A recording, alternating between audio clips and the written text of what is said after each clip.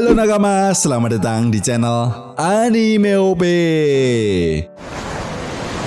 Yes, di akhir manga One Piece chapter 1089 kemarin, akhirnya bajak laut topi jerami telah diperlihatkan kembali berhasil menyelesaikan misi mereka untuk mengatasi kekacauan yang terjadi di dalam Pulau Egghead. Bukan hanya itu saja, sosok Vega Pangyok yang menjadi dalang dibalik semua kekacauan tersebut akhirnya berhasil dikalahkan oleh kelompok bajak laut topi jerami. Jelas hal ini pun menjadi sebuah peluang bagi kelompok bajak laut topi jerami untuk menyelamatkan Dr. Vegapunk dan membawanya pergi dari Pulau Egghead. Namun masalahnya, seperti yang diperlihatkan di chapter 1089 kemarin, semua armada kapal perang milik pemerintah dunia dan 9 Vice Admiral sudah tiba dan mengepung Pulau Egghead.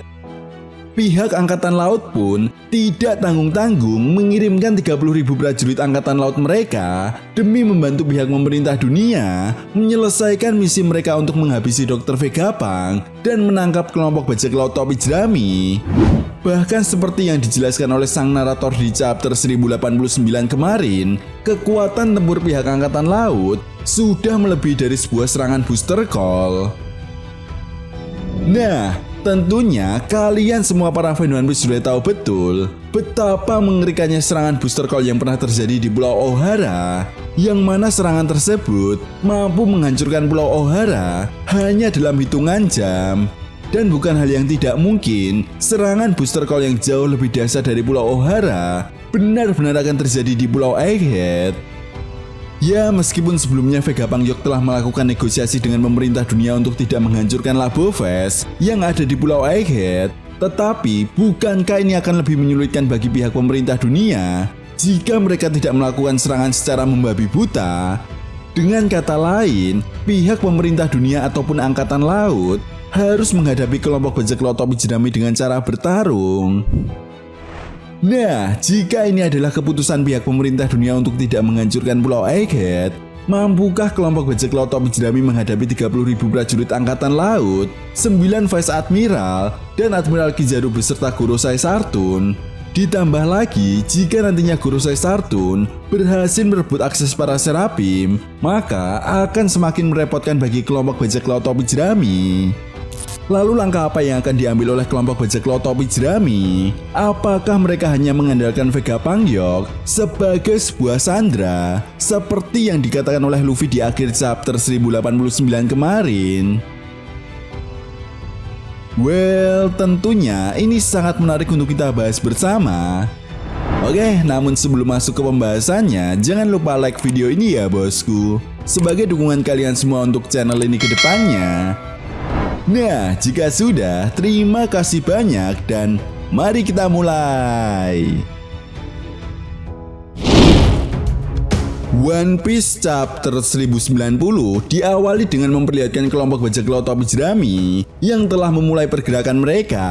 Nah, di sini mereka menyandera Vega Pangyok sebagai sebuah tameng agar rencana mereka untuk melarikan diri dari Pulau Egghead akan berhasil. Ya, rencana mereka sesuai dengan apa yang dikatakan oleh Luffy sebelumnya. Dan tepat di momen ini juga kita melihat sebuah flashback bagaimana Vega Pangyok berhasil dikalahkan dan bagaimana kelompok bajak laut topi jerami bertarung dengan para Serapim.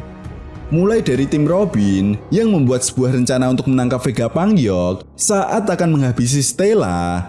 Ya, Robin menjadikan Vegapunk Atlas sebagai sebuah umpan untuk menangkap Vega Pangyok, di mana Vegapunk Atlas berusaha untuk bernegosiasi dengan Vega Pangyok. Dan di saat itu juga, Robin menggunakan kekuatan buah iblisnya untuk melepaskan senjata dan mengunci pergerakan dari Vega Pangyok. Lalu sementara itu, kita juga diperlihatkan bagaimana Luffy, Zoro, Sanji, dan Jinbe masih bertarung sengit melawan para Serapim.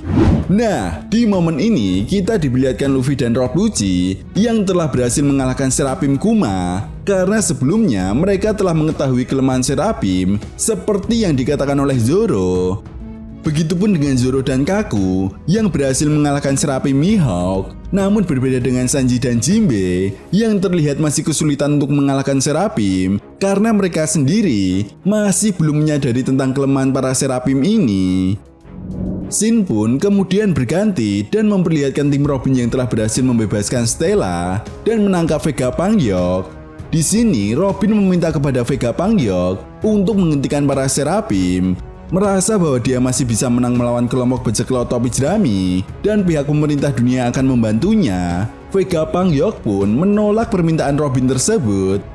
Stella yang mengetahui sifat asli dan keinginan dari Vega Pangyok pun kemudian bernegosiasi bahwa dia akan membebaskan dan membiarkannya pergi bersama dengan pemerintah dunia.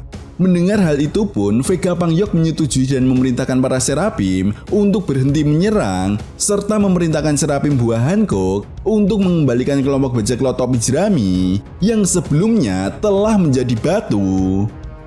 Flashback pun kemudian berakhir dan memperlihatkan keadaan di luar Pulau Egghead.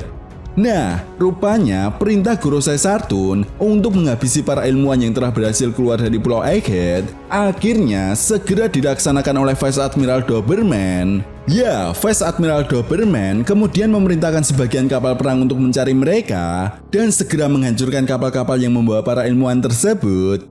Sementara itu, Admiral Kizaru tampak meminta izin kepada Gorosei untuk turun dari kapal dan akan menyingkirkan para pasifista Maktri yang diperintahkan oleh Sentomaru. Di sini kita pun diperlihatkan pertarungan singkat antara Admiral Kizaru melawan pasifista Maktri yang telah berhasil dikalahkan oleh Admiral Kizaru dengan sangat mudah. Melihat apa yang dilakukan oleh Admiral Kizaru, beberapa Vice Admiral pun mulai berlabuh di Pulau Egghead beserta prajurit mereka untuk membantu Admiral Kizaru. Scene pun kemudian berganti dan memperlihatkan kembali kelompok bajak laut topi jerami yang berada di dalam Pulau Egghead. Dr. Vegapunk meminta kepada kelompok bajak laut topi jerami untuk menyelamatkan Sentomaru. Nah, kemudian di sini mereka memutuskan untuk membagi kelompok. Kelompok pertama terdiri dari tim yang akan membawa Dr. Vegapunk menuju kapal Tosensani, dan tim kedua yang terdiri dari Luffy, Zoro, Sanji, dan Usopp memutuskan untuk mencari keberadaan Sentomaru dan beberapa para ilmuwan yang masih berada di Pulau Egghead. Sementara itu, Rob Lucci dan Kaku memutuskan untuk berpisah karena jika mereka ikut dengan kelompok bajak laut topi jerami, maka mereka akan dicap sebagai pengkhianat. Scene pun kemudian kembali memperlihatkan keadaan di luar Pulau Egghead. Nah, di sini Admiral Kizaru rupanya melihat keberadaan Sentomaru yang sedang bersama dengan pasifista Maktri. Tanpa panjang lebar, negosiasi yang gagal dilakukan oleh Admiral Kizaru kepada Sentomaru sebelumnya membuat Kizaru langsung menghajar Sentomaru hingga membuatnya terkapar. Namun tiba-tiba dari arah belakang, Zoro dan Sanji melancarkan serangan combo yang sangat epik hingga membuat sang Admiral Kizaru terkejut hingga terhempas cukup jauh.